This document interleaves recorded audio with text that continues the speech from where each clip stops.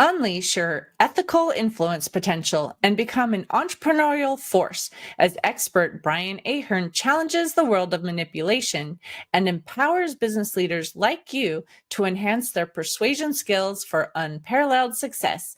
Tune in to learn more. Welcome to Biz Help for You, the show that saves you the expensive learning curve by providing advice from industry experts in every facet of the entrepreneurial journey. Too many small businesses collapse. According to the U.S. Census Bureau, 20% fail within their first year, and less than 35% make it to their 10th anniversary. The goal of this podcast is to change that statistic. So if you're interested in learning more to be a successful entrepreneur, tune in today. Now, let me tell you a little bit about my guest today. Brian Ahearn is the Chief Influence Officer at Influence People and a faculty member at the Chaldini Institute. He's one of only a dozen individuals in the world who currently holds the Chaldini Method Certified Trainer designation. Brian is an international keynote and TEDx speaker, author, coach, and consultant. He works with individuals and organizations to help them apply the science of influence and persuasion in everyday situations. So, Brian, welcome to the show. I really appreciate you having me back on, Candy. It's great to see you. I'm glad to have you back again. I know we've had a couple interviews in the past, and today we're going to talk about something totally different than what we talked about before in terms of an institute. But before I get into questions that I have for you, I would love for you to just tell our listener, especially if they hadn't heard about you before, kind of who you are, how you began working with entrepreneurs. Okay. Well, I became an entrepreneur myself 5 years ago. Really, I guess further back than that, when I came across Robert Cialdini's material about 20 years ago, I knew it was what I was going to do with the rest of my career. And so when I was with the insurance company, I was looking for every way possible to take that training and help our salespeople, our leadership team, the insurance agents that represented the company. And I started to build out Influence People at that time because I was very fortunate to work for someone who gave me the green light to go out and speak and train and coach and consult on this, as long as I didn't do it with our competitors. And so I really started doing that in about 2009 and slowly was building my company. So I was an entrepreneur at that point, but I did have the full day job. And it was 5 years ago that I decided I was going to leave. Company was changing in ways I wasn't fully on board with, and I didn't want to be a distraction. So I decided to leave and jumped into Influence People on a full-time basis. And that's what I've been doing now, working, as you said, with individuals and organizations to help them understand how to apply the research around influence and persuasion so that they can build a better business case, get more clients and enjoy more success on a professional level. But also on a personal level, I think taking this material that I teach can help you tremendously in your personal relationships, maybe with a spouse, significant other, raising kids, dealing with somebody when you're at the store. Mm-hmm. Well, it's always fun to hear how people got into doing what they're doing. A lot of us didn't intend to be business owners, so I always love to hear that too. But it also highlights why you can share the information, that you're here to talk about today. So let's talk about that too. Let's start getting into the first question is a lot of people probably listening have probably never even heard of Robert Cialdini. So can you say, who is he? Why is he important? Why are you working with his organization? Okay. Well, Robert Cialdini was a professor at Arizona State University for more than 3 decades. And his area of expertise within the broad social psychology is very specifically influence. And what is it that causes one person to say yes to another? What is it that gets us to take action? And he really said that he stumbled into this because he just realized one day, he goes, I've been a sucker all of my life. It's so easy for people to get me to say yes. Why is that the case? And with his background in psychology, he decided this would be the area that I would focus on. So he did something that was very unique at the time. It was back in the early 80s, and he took a almost 3-year hiatus from his university teaching. And he went out into the real world and he got jobs where he knew the success of the individuals depended heavily on their ability to get others to say yes. So that could have been a car salesman. Back in the days before the do not call list, he might have been from Olin Mills calling you at dinner time, trying to get you to buy a family portrait. Whole number of jobs, because he wanted to first see how the people who are highly successful, what were they doing? And he also wanted to learn from their training programs. And so after about 3 years of this, he stepped back and he took his background in social psychology and started looking at everything and said, you know what, you can pretty much put everything that we're seeing here into 6 categories that he called the principles of persuasion. And so it was in the mid 80s when he came out with his book, Influence, Science, and Practice. It was also called The Psychology of Persuasion under a different publisher. But he laid out in a format, I think, that people could go, oh, I get it. This makes sense. And it wasn't until about the mid 90s that the book really started to take off, because people who were in sales and marketing especially started to realize, just like I did when I came across the material, this psychology explains almost all of selling, why some approaches work, why some approaches don't, but it really can help you when you understand these psychological concepts. So that's really what got him rolling. And since that point, his book sold more than 7 million copies. He is often called the godfather of influence. There's nobody in the world who is as preeminent in this particular field as Robert Cialdini.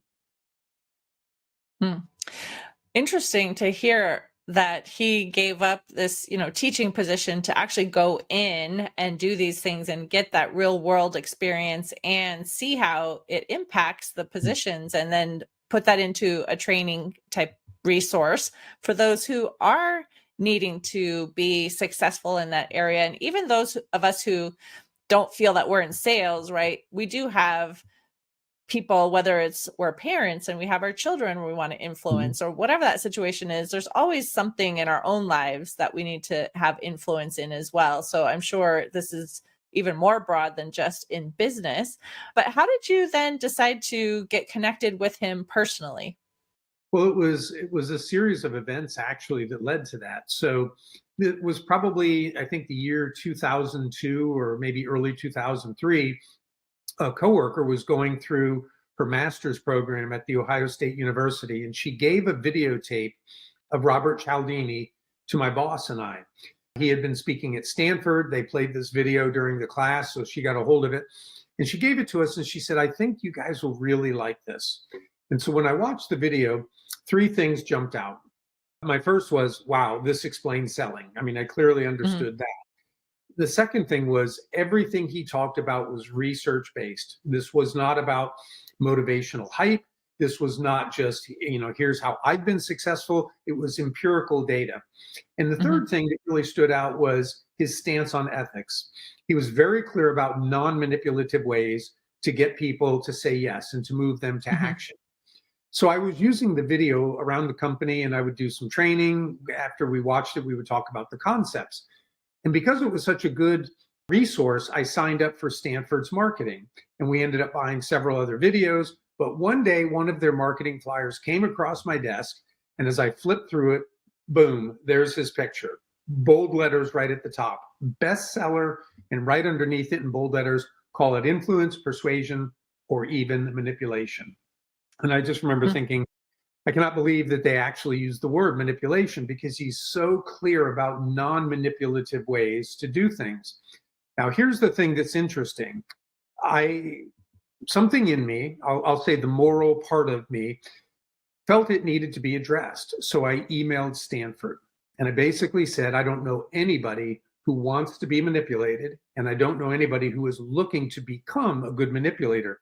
That one word cannot be helping your sales, but it's probably really hurting.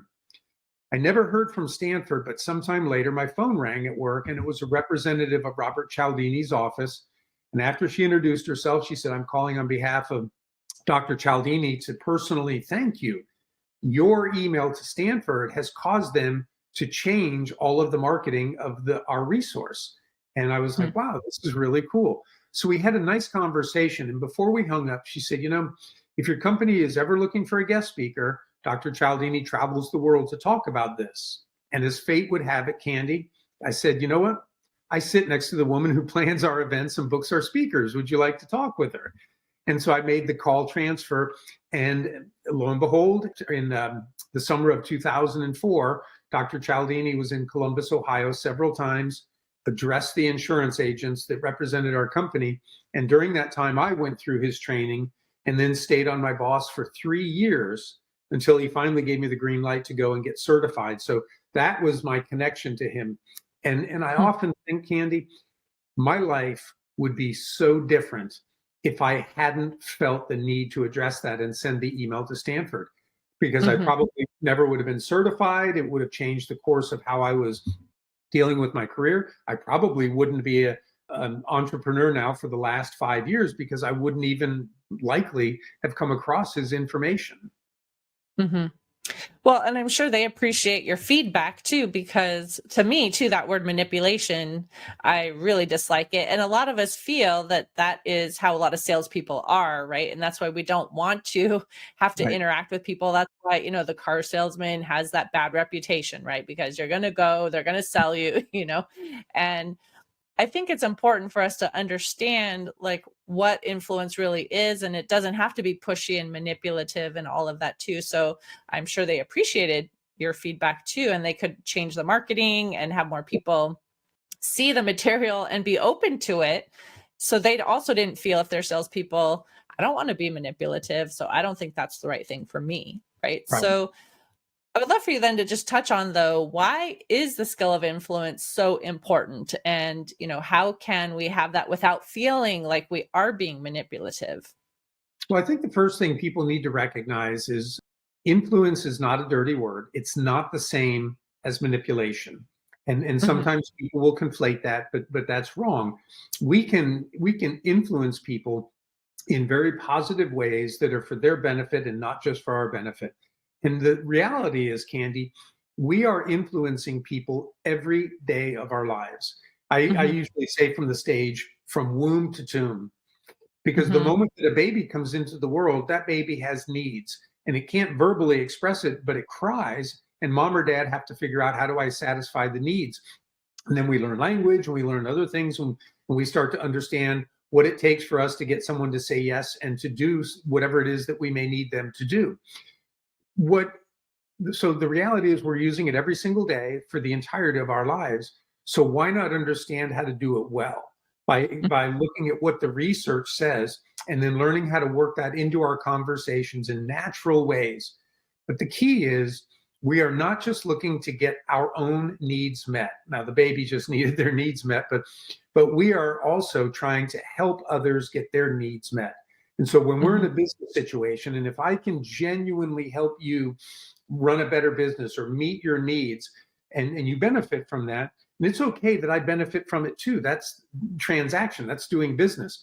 But we want to make sure that we're doing that in a way that builds relationship and hopefully leads to lasting business, as opposed to, all I want to do is sell you something. I don't care if it works. I just want to make some commission. And unfortunately, that's what Hmm. some people do. And that's where people start equating influence with manipulation, but they're very different. Right. Well, even as business owners, if we have staff working with us, we are influencing our staff, whether we realize it or not. And as parents, right, we have our children, and you want them to eat healthy or buckle their seatbelts or, all those things. And so it's not just do as I say, that's it, because then you're going to have a rebellious child, right? So you Right. need to be able to share with them in a way that makes sense, for them too. So I can see, again, even if people are not in a sales position, how important having that influence and understanding how to use it effectively is really important. You could really say, anytime you're trying to change how somebody thinks, feels, or behaves, you are trying to influence them. Hmm. And sometimes, it's just, we want our kids to clean their room. We want to change that behavior. Other times we want to change how people think and feel, because then once they start to change their behavior, it can take on a lasting impact. So there's a variety of things that we talk about, but it's about changing how people think, feel, and behave. Hmm. So for the business owners who are listening to this and say, well, great, you've got some information. I learned, about Robert Cialdini and his information that he put together in this book. And, but why is it important to me, and why should I even think about the institute that he has? Like, what is the benefit? Well, so let me give you a quick history that Robert Cialdini has had an organization called Influence at Work for probably more than 25 years now. That's what I was certified under. So I can walk into an organization and I can put on a number of workshops on his behalf as a certified trainer. And there's only a dozen of us that can do that. Now, that's somewhat limiting, though. And as he is getting up in years and he's still very healthy and super active, but as we progress, we start thinking about what is our legacy going to be. And there's been a demand for him to hear from him directly in terms of these principles and this training. So the Institute was really developed, one, to meet the need that people were saying, we want to hear more from Dr. Cialdini. And two, it preserves his legacy. So the difference between Influence at Work and the Cialdini Institute is, with the Cialdini Institute now, people can get this training via online format at a self-paced. It's really, really well done. Micro learning and short quizzes and things like that, pre-test, post-test. So they can get that training now online, which allows for people around the world. Second thing that's really important is, in the past, if somebody had wanted to go through my training, they had to work for an organization that was hiring me. So if you as an individual said, Brian, I loved what you're saying, where can I get some training? If there's no open workshops, there's no opportunity for you to get that training unless somebody brings it into your organization. But now individuals can go directly to the Cialdini Institute and they can take the coursework themselves. Organizations can now also go to the Cialdini Institute and can have somebody who is certified as a Cialdini coach, and I can tell you that in a moment. But they might say, hey, Brian, we love the Cialdini stuff. I've read the book, but we have a dispersed workforce, and it's just far too expensive for us to bring people together. The Institute now allows that organization to get the training, save on all that cost of travel, out of the office, all of those things. The other thing that it's doing that was unique, when I would go into an organization in the past, there was very little follow-up after that. We did a deep dive for 2 days, and then you're kind of on your own.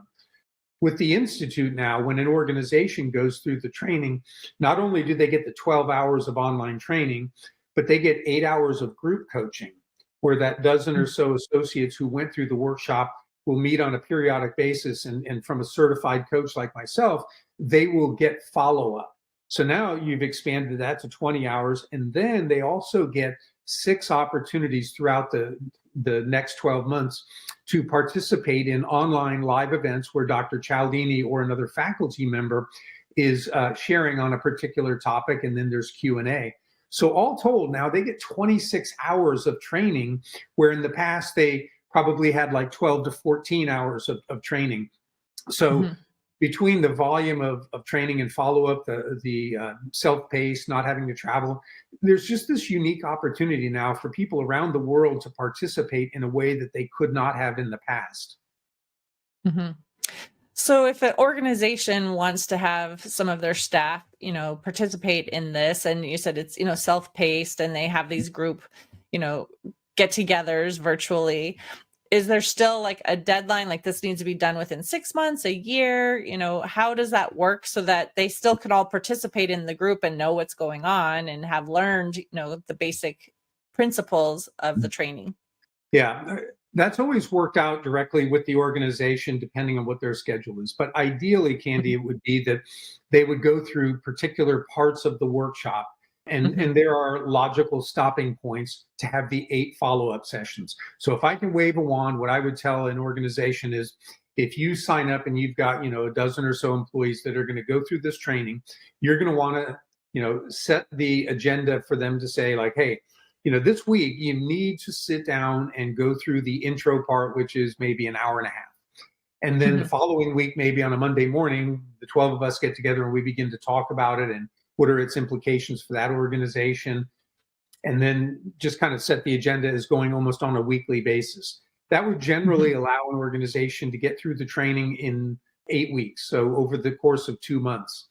The good thing about that too is the spaced learning is proven to be much more effective than if somebody is going to sit down for 2 days and do a deep dive. So there's a much better opportunity for them to retain the information and grow from that. Hmm. Right. Well, you had mentioned that he had written this book, Influence at Work. And a lot of people will say, well, I could just pick up the book and read it and get the tips and then apply it. So, what would you say about why they might want to consider the Institute instead of just reading the book? There will be some people, a very small set, who could read the book and be thinking about how they're going to implement that. I mean, that's what I did Hmm. initially before I was certified. But most people won't do that. I mean, just Hmm. like when people pick up a book on fitness or they pick up a book on diet, and the accountability part is Hmm. really crucial. One, because you're going through with a group of people, so there's an opportunity to learn from each other. But two, the accountability of having the weekly follow up coaching sessions to really make it stick. So I would say that the vast majority of people will get significantly more out of it if they actually go through the training, hear from Dr. Cialdini, get the follow up coaching, as opposed to just trying to read the book and put it into practice. Hmm.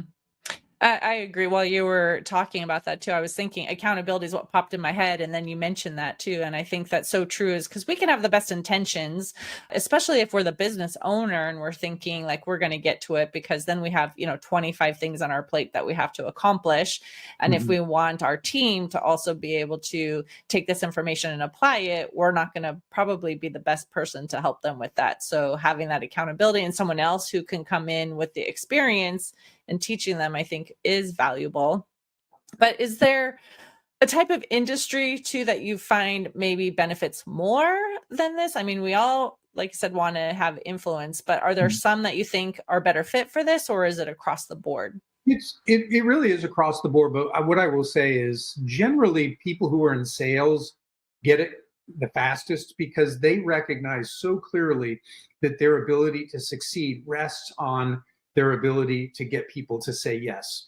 So at Hmm. any point in the sales cycle, whether you're prospecting via cold calls or outbound emails or other things, getting people to recognize that and say yes to having a meeting. So and then also usually they're financially compensated, right? They try something Hmm. new, they make more money, they're like, wow, this is gold. I need to do more of this. But leaders, so across the board, any industry, leaders are only as effective as the people that they lead. So their Hmm. ability to get people to say yes to the company mission, vision, and values is critical if they're going to perform to their peak. So Hmm.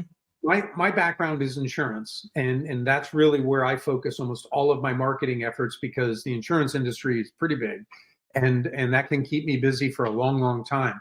But every industry, I mean, think of attorneys.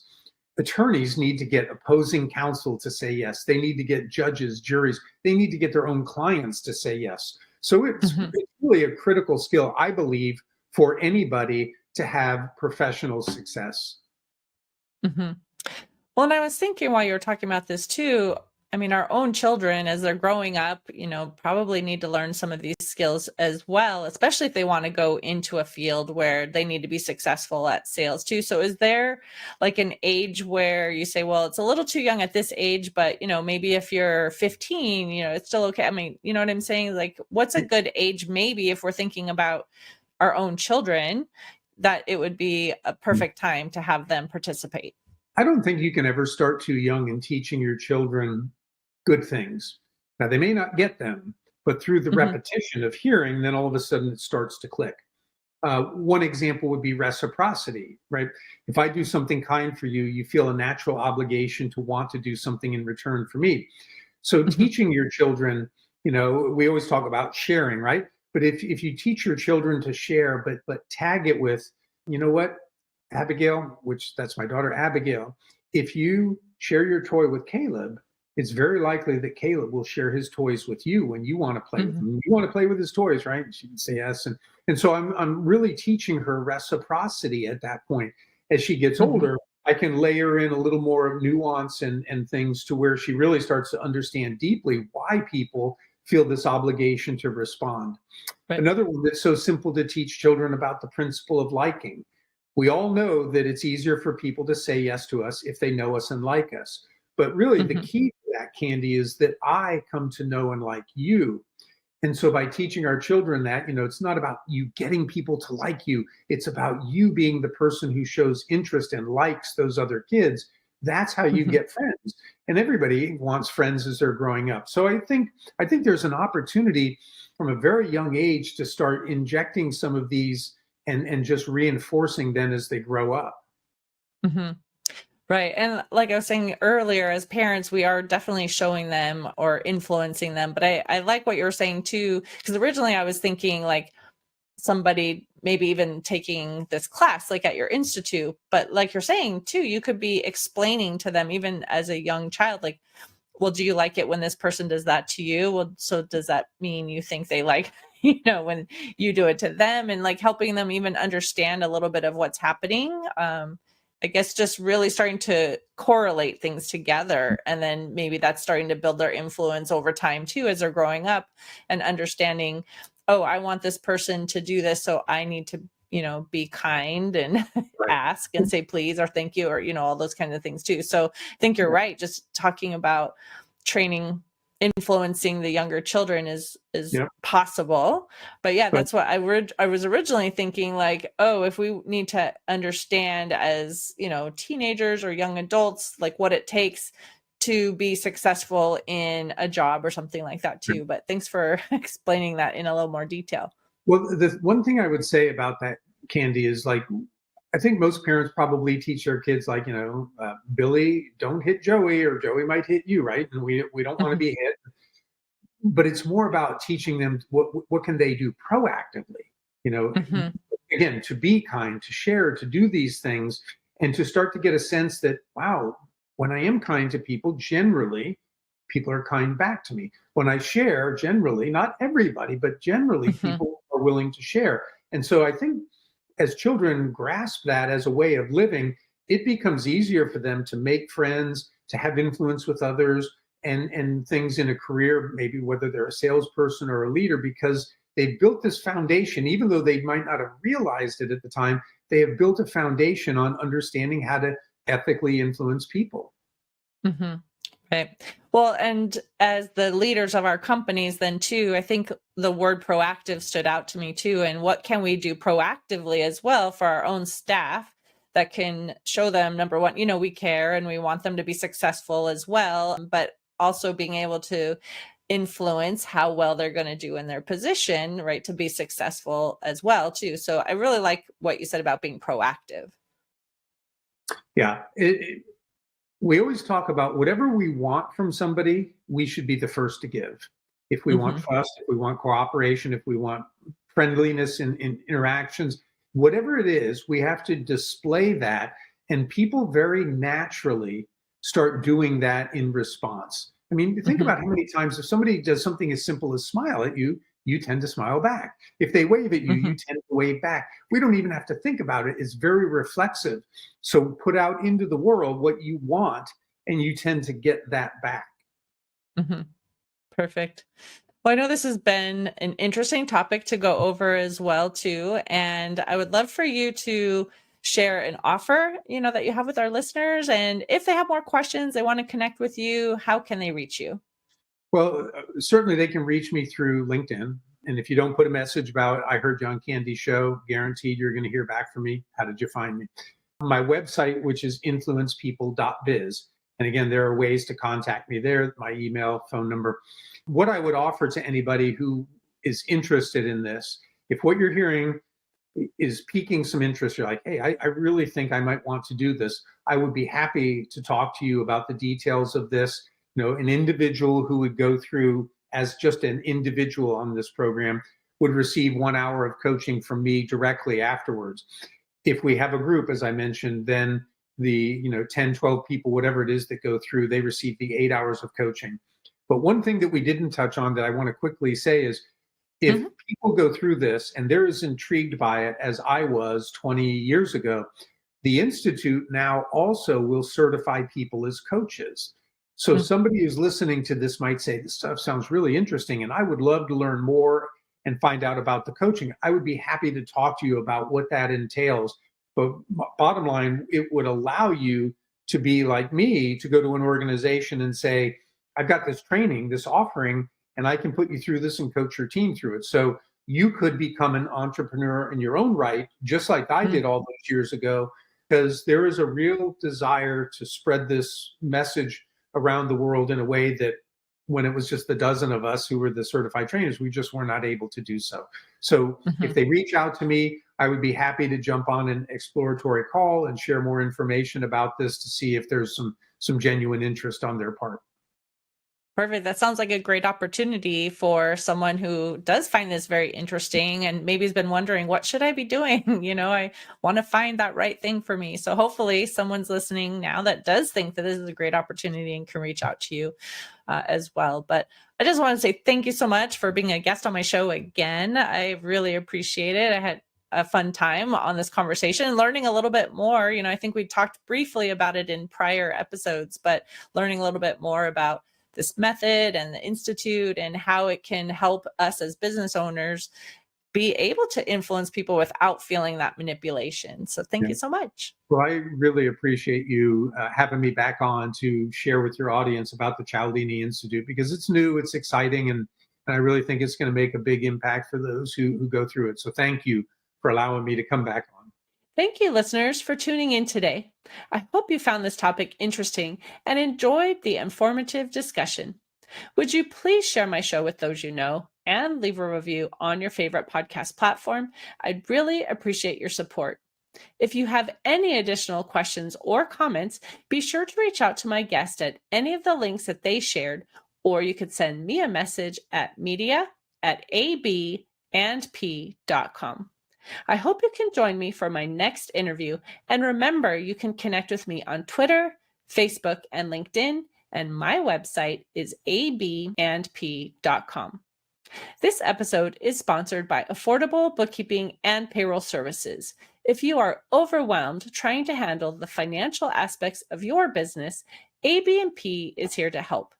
Contact us today to discuss your needs at 310-534-5577 or contact@abandp.com.